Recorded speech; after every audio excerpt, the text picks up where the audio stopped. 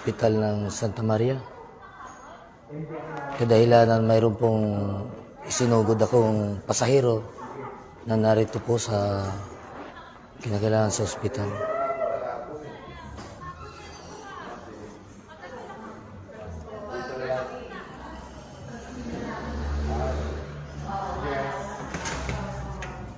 Okay na?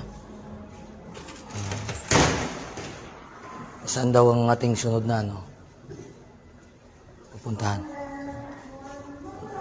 Saan natin ibigay daw? Sabi, ano sabi?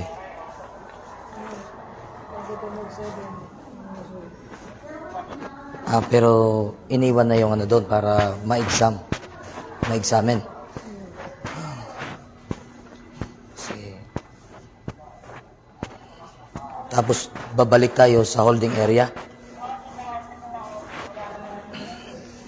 Ibinigay ba yung yung ayaw iihi ka?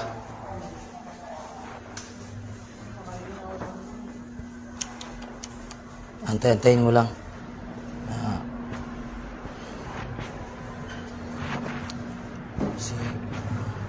Medyo maproseso talaga ang ating rito kasi kailangan talaga step by step. Kaya pagka may nararamdaman sa katawan, kailangan maagapan na para hindi lumala.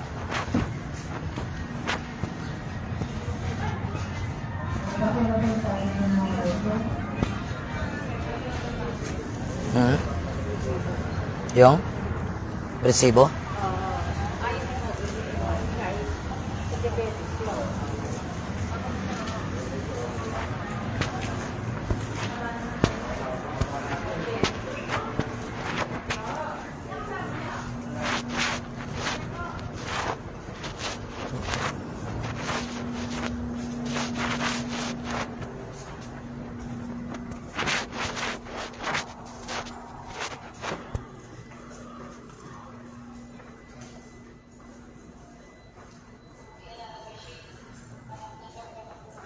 Yun yung aking pasyente na dinala ko rito sa Santa Maria Hospital dahil kanina sinervis ko siya para may hati dito sa aking pamamasada. Kaya mayroon tayong pasahero na wala ba yung resibo? Yung pong resibo daw, ma'am. Yung kanina resibo. Ano ba yung yung binayaran ho namin? Opo. Pwede pong mahingi? Yung request na maliit, sa amin na po yun. Yung binayaran namin na 265. Yung 255 pala. Message po siya. Yung resibo na binayaran namin. Hindi nyo nakakausap po. Yung binayaran niya sa cashier? Mm-hmm. Yung resibo. Yun lang yung... Ang kinuha lang namin yung maliit po. Paki-check na lang po muna para yun kasi yung aming ipapakita sa lahat ng mga ayan. Ano po pangalan ulit? Dana May Guevara po. Babae po ito? Opo. Sige po. Okay na po. Sige. Ihiba lang po.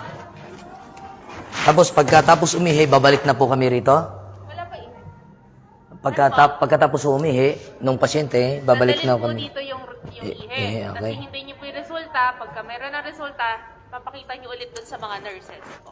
Bali, sa holding area muna kami pagkatapos nitong Sige.